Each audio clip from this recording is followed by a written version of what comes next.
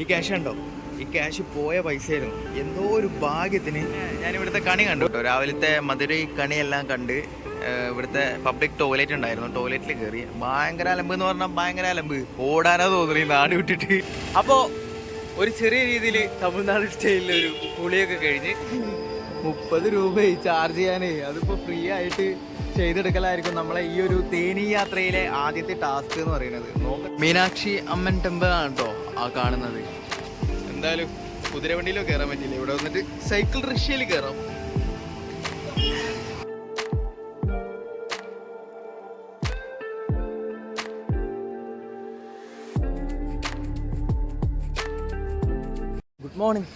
Good morning Madurai. അങ്ങനെ തിരുനെൽവേലിയിൽ നിന്നും നമ്മൾ ബസ്സിൽ മധുരയിലേക്ക് എത്തിയിരിക്കുകയാണ്.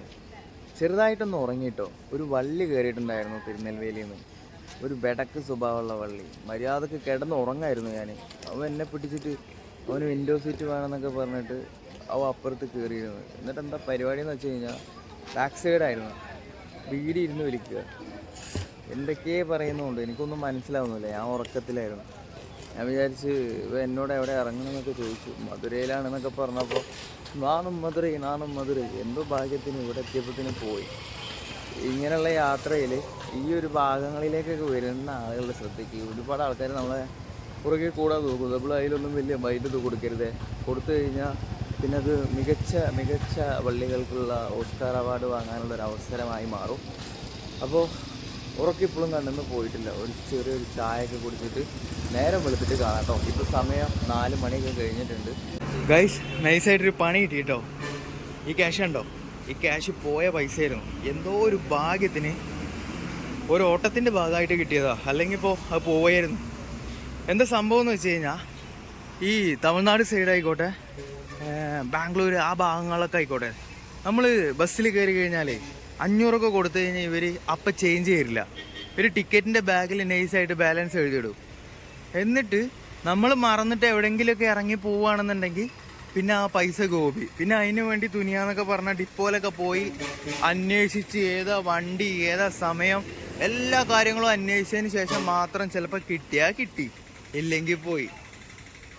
പ്രൈവറ്റ് ബസ്സല്ല, സ്റ്റേറ്റ് ബസ്സാണെന്നുണ്ടെങ്കിലും ഒരുപാട് ചടങ്ങുണ്ട്. അപ്പോൾ അതിന് വേണ്ടിയിട്ട് സമയമില്ലാത്തവരാണെന്നുണ്ടെങ്കിൽ ആ പൈസ അവർക്ക് ലാഭം. ഇത് സ്ഥിരം പരിപാടിയാണ്. ഞാൻ ഒരുപാട് സ്ഥലത്ത് പോയിട്ട് എനിക്ക് നല്ല എക്സ്പീരിയൻസ് ഉള്ളതുകൊണ്ട് തന്നെ ഞാൻ 2 പ്രാവശ്യം ഞാൻ ആ പൈസ ചോദിച്ചു. ഞാൻ ഇറങ്ങണതിന് മുന്നേ എനിക്കറിയാം ലാസ്റ്റ് ഞാൻ ആ ടൈമിൽ മറക്കുന്നത്. എന്നിട്ട് ആൾ തന്നില്ല. എന്നിട്ട് ഇപ്പോൾ ഞാൻ അവിടെ ഇറങ്ങിയിട്ട് നോക്കുമ്പോൾ ക്യാഷ് പേഴ്സിൽ നോക്കുമ്പോൾ വേറെ പൈസ ഒന്നുമില്ല. ആകെയുള്ളത് ഈ പൈസയാണ്. 500 കൊടുത്തു. 150 സംതിങ് 153 രൂപയാണ് ടിക്കറ്റ് വന്നിട്ടുള്ളത്. അപ്പോൾ ഞാൻ അവിടുന്ന് ഒരു ഓട്ടോ ഓടിയിട്ടുണ്ട്. അതുകൊണ്ട് എനിക്കൊരു കാര്യം മനസ്സിലായി, മധുര ബസ് സ്റ്റാൻഡ് വേറെ ലെവലാണ്. ഒരു രക്ഷയില്ല. എത്ര പ്ലാറ്റ്ഫോമാണെന്നറിയോ? റെയിൽവേ സ്റ്റേഷനേക്കാളും അപ്പുറമാണ്. പക്ഷെ പഴയ ഒരു സെറ്റപ്പാണെന്നുള്ളൂ. പഴയ സെറ്റപ്പാണെന്നുണ്ടെങ്കിലും സ്ഥലം ഒരുപാടുണ്ട്. ഇതുപോലെ 8 പ്ലാറ്റ്ഫോമൊക്കെ ഉണ്ട് കേട്ടോ. ഇതിപ്പോൾ ഒരു പ്ലാറ്റ്ഫോമായിട്ടാവും കണക്കെടുക്കുക. അതായത് ഇതൊന്ന്, അപ്പുറത്തെ ഓപ്പോസിറ്റ് വരുന്നത് 2, അങ്ങനെ ഇത് ലാസ്റ്റ് പ്ലാറ്റ്ഫോമാണ് വരുന്നത്, 8ാമത്തെ. ആ ചങ്ങായിനെ ഞാൻ അവിടെ വന്നിട്ട് ഞാൻ പറഞ്ഞു എവളെ പാട്ടി ഞാൻ കേട്ടിരിക്കുകയാണ്. ഞാൻ ആകെ ടെൻഷനായി. കാരണം എന്താണെന്ന് വെച്ച് കഴിഞ്ഞാൽ 10 പൈസ കയ്യിലില്ല. അങ്ങനത്തെ ഒരു അവസ്ഥ. അവിടെ ഇറങ്ങി രാവിലെ തന്നെ ഒന്ന് ഓടി ഒന്ന് ചെറുതായിട്ട് ടെൻഷൻ അടിച്ചു. 350 രൂപയാണ് പോകുന്നത്. 350 രൂപ എന്നൊക്കെ പറയുന്നത് നമ്മളെ സംബന്ധിച്ചിടത്തോളം ഈ ഒരു ലോ ബഡ്ജറ്റുകളുള്ളൊരു ട്രാവല് ആയതുകൊണ്ട് തന്നെ 350 രൂപക്ക് നമുക്ക് എന്തൊക്കെ ചെയ്യാം, എവിടെയൊക്കെ പോവാം, ഏതൊക്കെ എങ്ങനെയൊക്കെയാന്ന് എനിക്ക് നന്നായിട്ട് അറിയാം. അപ്പോൾ അതങ്ങനെ വിട്ടുകളയാനൊന്നും പറ്റില്ല. രാവിലെ തന്നെ ഒരു ടെൻഷൻ. എവിടെയൊക്കെ ഒന്ന് കൂടട്ടെ, ഒന്ന് ചായയും കുടിച്ചിട്ട് എന്തരയിലൊക്കെ ആവട്ടെ, നേരം വെളുത്തിട്ട് കാണാൻ കേട്ടാ. ഒരിക്കലും ഉറങ്ങാത്ത നഗരം എന്നർത്ഥം വരുന്ന തൂങ്കാത്ത നഗരം എന്ന് പരാമർശിക്കപ്പെടുന്ന മധുര ദക്ഷിണേന്ത്യയിലെ തമിഴ്നാട് സംസ്ഥാനത്തിലെ തെക്കുകിഴക്കായി വൈഗ നദിക്കരയിലാണ് സ്ഥിതി ചെയ്യുന്നത്. ഈ പ്രദേശത്തിൻ്റെ പുരാതന ചരിത്രം പാണ്ഡ്യ രാജാക്കന്മാരുമായി ബന്ധപ്പെട്ടിരിക്കുന്നു. മധുര പണ്ട് കാലങ്ങളിൽ പാണ്ഡ്യ രാജാക്കന്മാരുടെ തലസ്ഥാന കേന്ദ്രമായിരുന്നു. നേരം വെളുത്തിരിക്കുന്നു. നമ്മളിപ്പോൾ കടന്നു ചെല്ലാൻ പോകുന്നത് മധുരയിലെ മനോഹരമായ ഒരു പ്രഭാത കാഴ്ചകളിലേക്കാണ്. അപ്പോൾ ഇതാണ് പെരിയാർ ബസ് സ്റ്റാൻഡ്. ആ ബസ് സ്റ്റാൻഡിൻ്റെ തൊട്ടിപ്പുറത്ത് തന്നെയാണ് കേട്ടോ വരുന്നത്. ഇവിടെ നിന്നാണ് ലോക്കൽ ഏരിയക്കൊക്കെ ഉള്ള ബസ് കാര്യങ്ങളൊക്കെ കിട്ടുക. ഇവിടെ വന്നു കഴിഞ്ഞാൽ നമുക്ക് ഇവിടെ ഉള്ള ലോക്കലായിട്ടുള്ള യാത്രകളൊക്കെ ഇവിടെ വരേണ്ടി വരും ബസ് കയറണമെന്നുണ്ടെങ്കിൽ. നമ്മൾ ആദ്യമായിട്ട് പോകുന്നത് റെയിൽവേ സ്റ്റേഷനിലേക്കാണ്. നമ്മുടെ ലഗേജ് കാര്യങ്ങളൊക്കെ അവിടെ നിന്ന് സെറ്റാക്കി വെക്കാനുണ്ട്, ക്ലോക്ക് റൂമൊക്കെ തപ്പി പിടിച്ചിട്ട്. പിന്നെ ഞാൻ ഇവിടുത്തെ കണി കണ്ടു കേട്ടോ, രാവിലത്തെ മധുരൈ കണിയെല്ലാം കണ്ട്. ഇവിടുത്തെ പബ്ലിക് ടോയ്ലറ്റ് ഉണ്ടായിരുന്നു, ടോയ്ലറ്റിൽ കയറി. ഭയങ്കര അലമ്പ് എന്ന് പറഞ്ഞാൽ ഭയങ്കര അലമ്പ്, ഓടാനാ തോന്നുന്നു ഈ നാട് വിട്ടിട്ട് അവസ്ഥ. അപ്പം അവിടെ ഏതെങ്കിലുമൊക്കെ ഒരു ടോയ്ലറ്റിലെ കാര്യങ്ങളൊക്കെ കയറിയിട്ട് ഒന്ന് ഫ്രഷ് ആവണം എന്നൊക്കെ ഉണ്ട്. നടക്കുമോ എന്തോ, എന്തിനേലൊക്കെ ആവട്ടെ, നമുക്ക് നേരെ വെച്ച് റെയിൽവേ സ്റ്റേഷനിലേക്ക് യാത്ര തുടങ്ങാം. അപ്പോൾ നമ്മൾ ഇന്നത്തെ ആദ്യത്തെ യാത്രയെന്നല്ല, മധുരയിൽ വന്നിട്ട് ഫസ്റ്റ് ബസ് യാത്രയാണ്. ഇവിടെ നിന്നൊരു 8 കിലോമീറ്റർ ദൂരമുണ്ട് റെയിൽവേ സ്റ്റേഷനിലേക്ക്. ലോക്കൽ ബസ് സ്റ്റാൻഡിൽ വന്നിട്ട്, പെരിയാർ ബസ് സ്റ്റാൻഡിൽ വന്നിട്ട് 5M ആ നമ്പറുള്ള ബസ്സിലാണ് ഇപ്പോൾ കയറിയിട്ടുള്ളത്. ഒരു 20 മിനിറ്റൊക്കെ എടുക്കുന്നതാണ് പറഞ്ഞത്, നോക്കട്ടെ. അപ്പോൾ ഒരു ചെറിയ രീതിയിൽ തമിഴ്നാട് സ്റ്റൈലിലൊരു കുളിയൊക്കെ കഴിഞ്ഞ് നമ്മൾ ആദ്യമായിട്ട് പോകുന്നത് മീനാക്ഷി അമ്മൻ ടെമ്പിൾ. മധുരയിൽ വന്നു കഴിഞ്ഞാൽ മസ്റ്റായിട്ട് വിസിറ്റ് ചെയ്യുന്ന ഒരു സ്പോട്ടാണ് ഈ ഒരു ടെമ്പിള്. ഒന്നാമത്തെ കാര്യം, മധുര എന്ന് പറഞ്ഞു കഴിഞ്ഞാൽ ഒരുപാട് ടെമ്പിള് കാര്യങ്ങളൊക്കെ അടങ്ങിയിട്ടുള്ള ഒരു നഗരം കൂടിയാണ് കേട്ടോ. അപ്പോൾ നമ്മളത് വിസിറ്റ് ചെയ്യാതെ പോയി കഴിഞ്ഞാൽ നമുക്കത് വലിയൊരു നഷ്ടമായിരിക്കും. ഇന്ത്യൻ സംസ്ഥാനമായ തമിഴ്നാട്ടിലെ ഒരു പ്രധാന നഗരവും തമിഴ്നാടിൻ്റെ സാംസ്കാരിക തലസ്ഥാനവുമാണ് മധുര. ജനസംഖ്യയുടെ കാര്യത്തിൽ ചെന്നൈ, കോയമ്പത്തൂർ എന്നിവയ്ക്ക് ശേഷം തമിഴ്നാട്ടിലെ 3ാമത്തെ വലിയ മഹാനഗരവും ഇന്ത്യയിലെ 27ാമത്തെ വലിയ നഗര സംയോജനവുമാണിത്.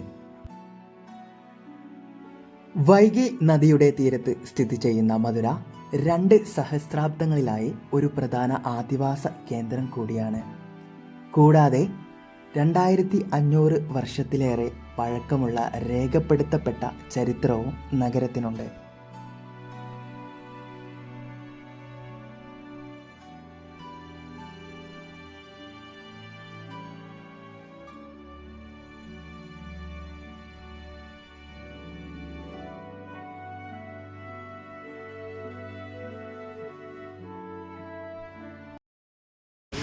അപ്പോൾ ഇവിടെ നമ്മൾ ഈ ഒരു ടൈമിന് നമ്മൾ ഇറങ്ങി നടക്കുമ്പോഴേ, നമ്മൾ ഈ കോവിലിൻ്റെ ഭാഗത്തേക്ക് വരുമ്പോൾ ഒരുപാട് ഓട്ടോറിക്ഷക്കാരും റൂമിൻ്റെ ആൾക്കാരും വന്നിട്ട് നമ്മളെ ഭയങ്കര സീനാണ് കേട്ടോ. ആളുകൾ വന്നിട്ട് നമ്മൾ പിന്നാലെ വന്നുകൊണ്ടേയിരിക്കും. റൂം വേണോ 800 രൂപയ്ക്കാണ് സിംഗിൾ റൂമിന് പറയണത്. എമ്മാതിരി റേറ്റ്. അപ്പോൾ മധുര 800 രൂപ സിംഗിൾ റൂം. ചിലപ്പോൾ ഉണ്ടാകുമായിരിക്കുക 600-നോ 500-നോ 400-നൊക്കെ ഉണ്ടാകുമായിരിക്കാം. പക്ഷെ ഇവരുടെ കമ്മീഷനൊക്കെ കൂട്ടിപ്പടച്ചിട്ടാണ്. ഓട്ടോക്ക് 1 കിലോമീറ്റർ ഇവിടുന്ന് അങ്ങോട്ട് പോകാനായിട്ട് 50 രൂപയാണ് പറയുന്നത്. പക്ഷേ എന്നെ വ്യത്യസ്തമായി ചിന്തിപ്പിച്ച ഒരു പരിപാടിയാണ് ഈ ഒരു സൈക്കിൾ റിക്ഷ. അപ്പോൾ ഇതിന് എത്ര കൊടുത്താലും മതി, നീ കൊടുക്കണത് മതി, സന്തോഷമായി കൊടുത്താൽ മതി എന്ന് പറഞ്ഞു. അപ്പോൾ പിന്നെ എനിക്ക് ഇതിലൊന്ന് കയറിയിട്ടൊന്ന് പോകാനൊരു ആഗ്രഹം. അപ്പോൾ പിന്നെ അവർക്ക് എന്തെങ്കിലും രാവിലത്തെ ഒരു കൈനേട്ടമാവും. 1 കിലോമീറ്റർ നടക്കണം അവർ പറയുന്നിട്ടില്ലേ. എന്തായാലും കുതിരവണ്ടിയിലോ കയറാൻ പറ്റില്ല, ഇവിടെ വന്നിട്ട് സൈക്കിൾ റിക്ഷയിൽ കയറാം. അപ്പോൾ നമ്മൾ സൈക്കിൾ റിക്ഷയിൽ കയറിയിട്ടാ, ചവിട്ടിയിട്ടല്ല തോന്നുന്നു കേട്ടോ. അവർക്ക് എന്തെങ്കിലുമൊക്കെ കൈനേട്ടം കിട്ടിക്കോട്ടെ എന്ന് വിചാരിച്ച്.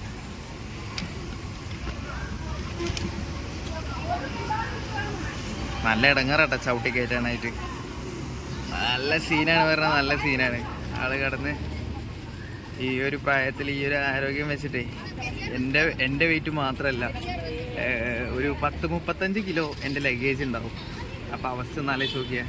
ലോകത്തിലെ തന്നെ ഏറ്റവും പഴക്കം ചെന്ന നഗരങ്ങളിലൊന്നായ മധുരയുടെ പുലർക്കാല കാഴ്ചകളിലേക്ക് നമ്മൾ സൈക്കിൾ റിക്ഷയിൽ കയറി പോയിക്കൊണ്ടിരിക്കുകയാണ്.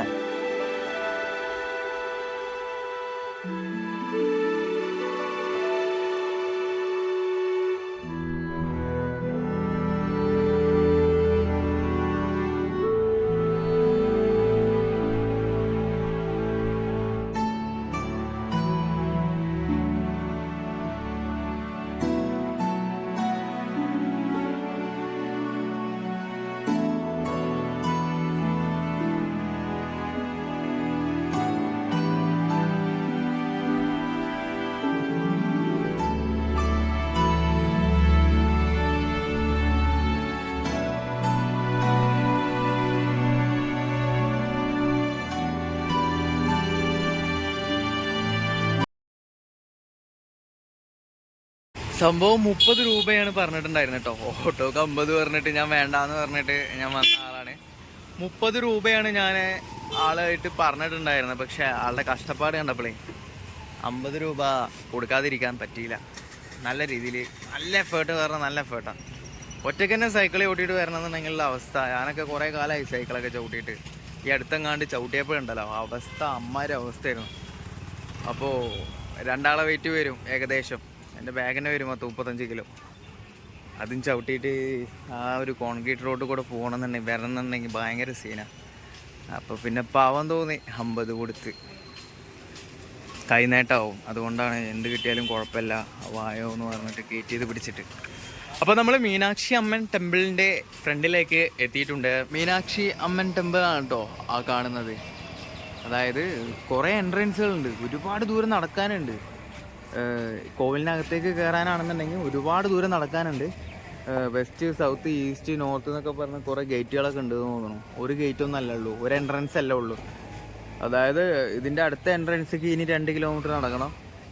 ഈ ഭാഗത്ത് കൂടെയുള്ള എൻട്രൻസിക്ക് വീണ്ടും 2 കിലോമീറ്റർ നടക്കണം. അങ്ങനെയാണ് അവസ്ഥ വരുന്നത്. അപ്പോൾ 14 ഏക്കറോളാണെന്ന് തോന്നണം ഞാൻ നോക്കിയിട്ട്. വലിയ വികസനമൊന്നും ഇല്ലാത്ത നഗരമാണെന്നുണ്ടെങ്കിൽ മധുര അത്യാവശ്യം വലിയ ടൗൺ തന്നെയാണ് കേട്ടോ, സിറ്റി തന്നെയാണ്. കോവിലുകളുടെ പൊടിപൂരാണ്. എല്ലായിടത്തും കോവിലുകളാണ്, ചെറുതും വലുതുമായിട്ടുള്ള കോവിലുകളാണ്. അതിൽ തന്നെ ഫേമസ് ആയിട്ട് 3 or 4 കോവിൽ വരുന്നുണ്ട്. അതിൽ മെയിൻ കോവിലാണ് ഇപ്പോൾ നമ്മൾ കണ്ടത്.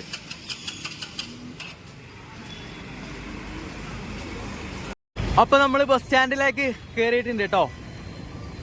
അതായത് കമ്പം തേനിയിലേക്കാണെങ്കിലും കോയമ്പത്തൂരിലേക്കാണെന്നുണ്ടെങ്കിലും എവിടെ പോകണമെന്നുണ്ടെങ്കിലും നമ്മൾ ആറപ്പാളയം എന്ന് പറയുന്ന ഒരു ബസ് സ്റ്റാൻഡിലേക്കാണ് പോകേണ്ടത് കേട്ടോ. ആദ്യമായിട്ട് ഇവിടുന്ന് ബസ് കയറിയിട്ട് ആറപ്പാളയം അങ്ങനെ എന്തോ ആണ് പറഞ്ഞത്. അവിടെ നിന്ന് നമുക്ക് എന്താ പറയുക, കോയമ്പത്തൂർ വഴി വേണമെന്നുണ്ടെങ്കിലും പോകാം, അല്ല എന്നുണ്ടെങ്കിൽ നമുക്ക് ഈ തേനി വഴി നൈസായിട്ട് നീങ്ങാം. എന്തായാലും ഹിൽസ് എന്ന് പറഞ്ഞു കഴിഞ്ഞാൽ എന്താണെന്നറിയില്ല, പണ്ട് മുതലേ എനിക്ക് നല്ലൊരു വീക്ക്നെസ് ആയിട്ടുള്ള കാര്യമാണ്. എവിടെ ഹിൽസ് ഉണ്ടോ അവിടെ ഞാനുണ്ട്. പിന്നെ വേറൊരു കാര്യം പറയാനുള്ള എന്താ കാര്യം എന്ന് വെച്ച് കഴിഞ്ഞാൽ, നമ്മുടെ ജോളാർപേട്ട ഇവിടെ അടുത്താണ് കേട്ടോ. ഏകദേശം 1 മണിക്കൂറിനുള്ളിലാണ് റണ്ണിങ് വരുന്നുള്ളൂ തിരുപ്പത്തൂരും ജോളാർപേട്ടയ്ക്ക്. അപ്പോൾ എനിക്ക് ഏകദേശം ഒരു ടച്ച് കിട്ടി. അതുവരെ ഞാൻ വന്നിട്ടുണ്ട്. ഇത് എവിടെയാണ് കൊണ്ടുപോയി ടച്ച് ചെയ്യുന്നതെന്ന് എനിക്ക് അറിയണമായിരുന്നു. ഏകദേശം ആ ഒരു റേഞ്ച്. അതായത് പിന്നെ അവിടുന്ന് ചെന്നൈയിലേക്ക് കുറച്ച് ദൂരമല്ലേ ഉള്ളൂ. അപ്പോൾ നമുക്കെന്തായാലും ഇപ്പോൾ മാറ്ററിലേക്ക് വരാം. നേരെ ആറപ്പാളയം. നമ്മൾ കയറാൻ പോകുമ്പോഴാണ് നമുക്ക് ചെറിയൊരു കാര്യം ഓർമ്മ വന്നത്. ഫോണിൽ ചാർജ് ഇല്ല. ഞാൻ ഇവിടുന്ന് ചാർജ് ചെയ്തിട്ട് കയറാമെന്നുള്ളൊരു പ്ലാനിലാണ് വന്നത് കേട്ടോ. വേറെ എവിടുന്നും അങ്ങനെ പോയിന്റ് കിട്ടിയിട്ടില്ല. അപ്പോൾ ഞാനൊരു മൊബൈൽ ഷോപ്പിൽ കയറിയിട്ട് അണ്ണാ ഇതൊന്ന് ചാർജ് பண்ண முடியுமா, ഹെൽപ്പ് பண்ணுங்க എന്നൊക്കെ പറഞ്ഞപ്പോൾ അവൻ പറഞ്ഞു എങ്കിൽ ഇരിക്കാത് 3 തട താണ്ടിയിട്ട് പറഞ്ഞു അപ്പുറത്തെ ഷോപ്പിലുണ്ട് എന്ന് പറഞ്ഞു. ഞാൻ അവിടെ പോയി ചോദിച്ചപ്പോൾ പറഞ്ഞു അവൻ കണക്ക് ക്ലോസ് ചെയ്യാൻ പറ്റില്ല പറഞ്ഞു. അപ്പോൾ എനിക്ക് ചെറിയ ഡൗട്ട്, പൈസ എന്തെങ്കിലും കൊടുക്കേണ്ടി വരുമോ, പൈസ എത്രയോ ചോദിച്ചപ്പോൾ അവൻ പറയാണ് 30 രൂപ കേപ്പാ. 30 രൂപ ചാർജ് ചെയ്യാൻ. അതിപ്പോൾ ഫ്രീ ആയിട്ട് ചെയ്തെടുക്കലായിരിക്കും നമ്മളെ ഈ ഒരു തേനി യാത്രയിലെ ആദ്യത്തെ ടാസ്ക് എന്ന് പറയുന്നത്. നോക്കട്ടെ കേട്ടോ, ഒന്ന് പുറത്തോട്ട് ഇറങ്ങി നോക്കട്ടെ. ഒരു രക്ഷയില്ല കേട്ടോ. ഇവിടെ കറണ്ട് ബില്ലൊക്കെ നല്ല കൂടുതലാണ് തോന്നുന്നു. കറണ്ട് ബില്ലൊക്കെ ഭയങ്കര സീനാണ് തോന്നുന്നുണ്ട്, വെള്ളമില്ലാത്തതുകൊണ്ട്. ഒരാൾ സമ്മതിക്കണില്ല. കുറേ ചോദിച്ച്, ഒരുപാട് ഷോപ്പുകളിൽ ചോദിച്ച്. അപ്പോൾ നമ്മൾ അങ്ങനെ വരുമ്പോഴാണ് ഇവിടെ ഡിസ്കൗണ്ട് ഉള്ള കാര്യം അറിഞ്ഞത്. ഇവിടെ 20 രൂപക്ക് ചാർജ് ചെയ്ത് കൊടുക്കുന്നുണ്ട്. 1 മിനിറ്റ് ചാർജ് ചെയ്താലും ഫുള്ള് ചാർജ് ചെയ്താലും 20 മിനിറ്റ് അല്ല 20 രൂപ. 20 മിനിറ്റ് അല്ല 20 രൂപ. എൻ്റെ ചാർജ് പിന്നെ 20 മിനിറ്റ് കൊണ്ട് കയറുക, അതുകൊണ്ട് പിന്നെ കുഴപ്പമില്ല. അതുകൊണ്ട് എൻ്റെ മനസ്സിൽ വന്നതാണ്. അങ്ങനെ നമ്മൾ വീണ്ടും പ്ലാൻ മാറ്റിട്ടോ. എന്താന്ന് വെച്ച് കഴിഞ്ഞാൽ നമുക്ക് കുമ്മളി വഴി പോവുകയാണെന്നുണ്ടെങ്കിൽ ഒരുപാട് ലോങ് ആണ് വരുന്നത്. ഞാൻ നോക്കിയിട്ട് സമയനഷ്ടം, ധനനഷ്ടം, മാനഹാനി, പിന്നെ അല്ലറ ചില്ലറ കാഴ്ചകളൊക്കെ ഉള്ളതുകൊണ്ട് ഞാൻ ആ റൂട്ട് സെലക്ട് ചെയ്തത്. പക്ഷേ നമുക്ക് അതിനേക്കാൾ ബെറ്റർ ആയിട്ടുള്ള പെട്ടെന്ന് കേരളത്തിലേക്ക് എത്താനുള്ള വഴി നോക്കാം കേട്ടോ. അതിനേക്കാളും ബെറ്റർ ആയിട്ടുള്ള റൂട്ട് എന്ന് പറയുന്നത് പഴനി വഴി പൊള്ളാച്ചിയാണ്. പൊള്ളാച്ചിയിൽ നിന്ന് നേരെ പാലക്കാടേക്ക് കിട്ടുമല്ലോ. അതാകുമ്പോൾ ഭയങ്കര ലോ ബഡ്ജറ്റാണ്. അതാണ് ഏറ്റവും ലാഭം വരുന്നത്. ഷോർട്ട് ലെങ്ത്തും സമയലാഭം, ധനലാഭം എല്ലാം ഒരുമിച്ച് കിട്ടുന്നതിൻ്റെ ഭാഗമായിട്ട്. അപ്പം നേരെ നമുക്ക് പളനി എന്താ മോശ, ഇന്ന് രാത്രി നമ്മൾ അടിക്കില്ലേ പളനി നൈറ്റ് ലൈഫ്.